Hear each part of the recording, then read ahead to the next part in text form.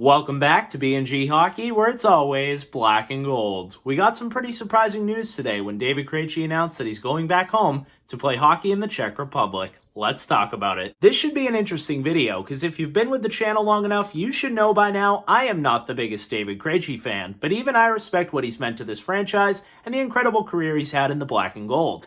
Now that being said, we're going to take a look at David Krejci's career as a Bruin to start this video, but then I'm going to let you know why I think he can be replaced, who I could see the team replacing him with, and why I don't think losing David Krejci is the end of the world for this year's Boston Bruins. David Krejci was originally selected in the second round of the 2004 NHL entry draft, 63rd overall to the Boston Bruins. He went on to play in 962 NHL games, scoring 215 goals, 515 assists for a total of 730 points, and was a plus 143 for his career.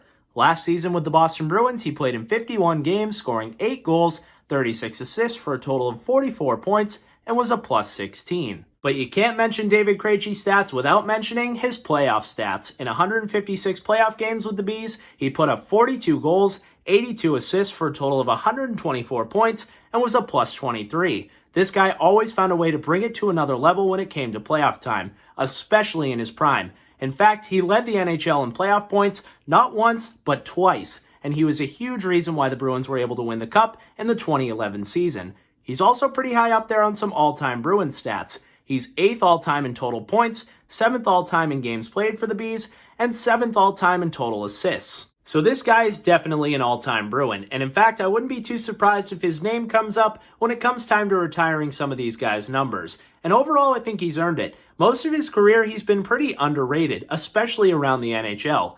That being said, I also think at times, especially by Bruins fans, he's a little bit overrated. So I'm now just going to remind some of you, whether you've been with the channel for a long time, or if you're new to the channel, why David Krejci is not my favorite. For the longest time, the only thing I had against him was really his cap hit. When he was in his prime, it made sense. But when he started to decline a little bit and become a solid second-line center instead of a solid top-line center, he was severely overpaid in my opinion. And I thought the Bruins would have been able to add some more pieces and maybe go further than they did if Krejci wasn't making that cap hit. One of the biggest reasons Boston has success is having guys take less, and I feel like Krejci was the only one who didn't.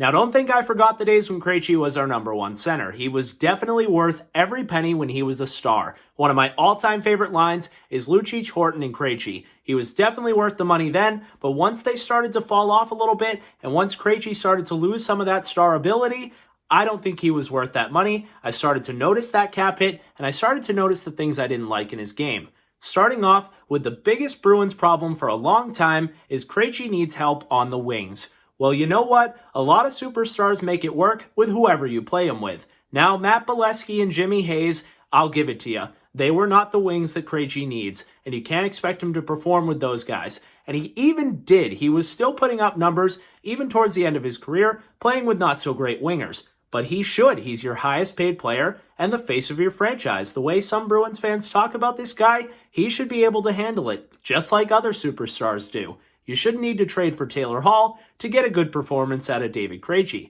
Patrice Bergeron plays with David Pastrnak and Brad Marchand. That's the complaint I get all the time. But you know what? Patrice Bergeron's a Hall of Fame player, and he became the number one center, so he plays on the first line. That just has to be what it be.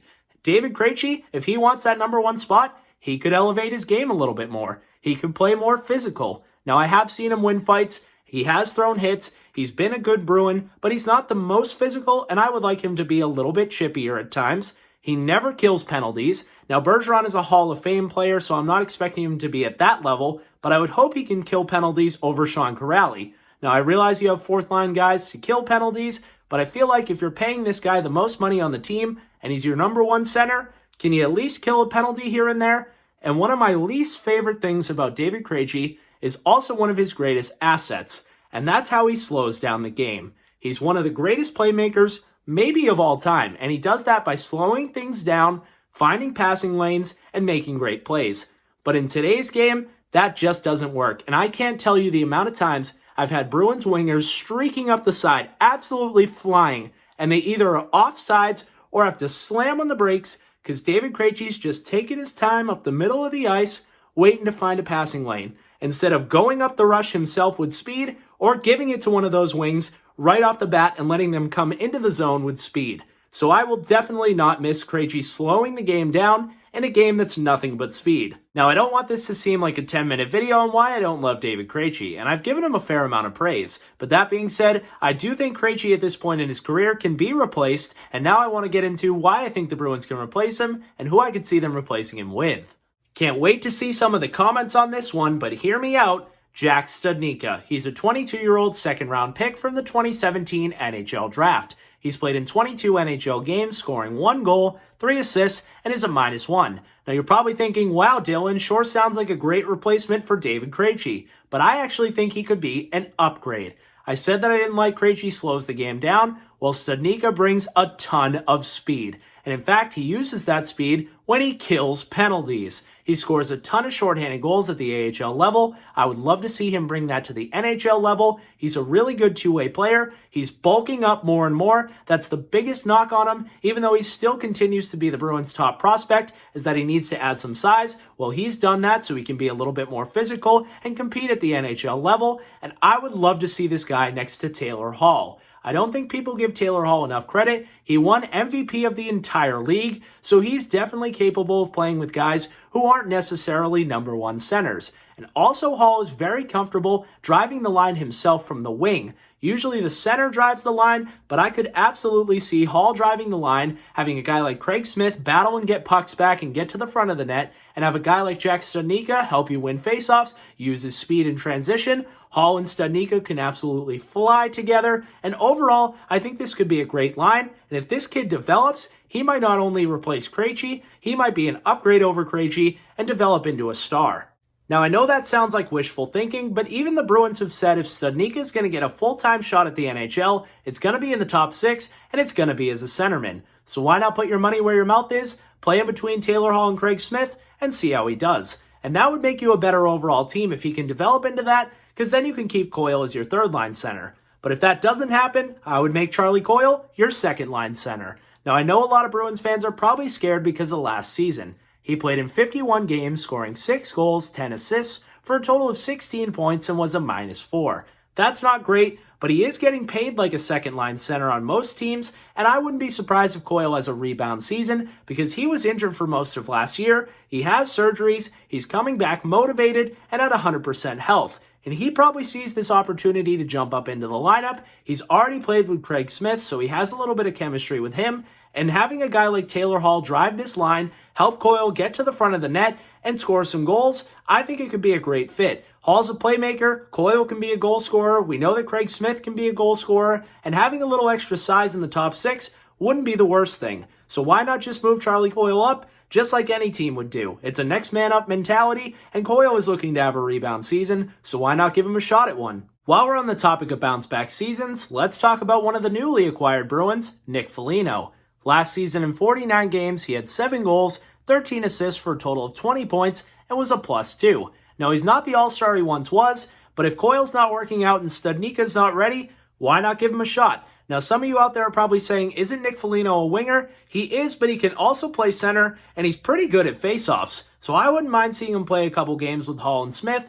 Maybe it works out, and he can be a long-time fit. But you never know until you try, and if you're paying Foligno a fairly good amount of money, why not give him a shot on the second line? But Foligno isn't the only new Bruin I'd like to see get a shot at second-line center. I'd also like to see them try Erik Haula. Now, last season in 51 games, he only had 9 goals, 12 assists for a total of 21 points. And that's not bad for a depth guy, but it's not great for a second-line center.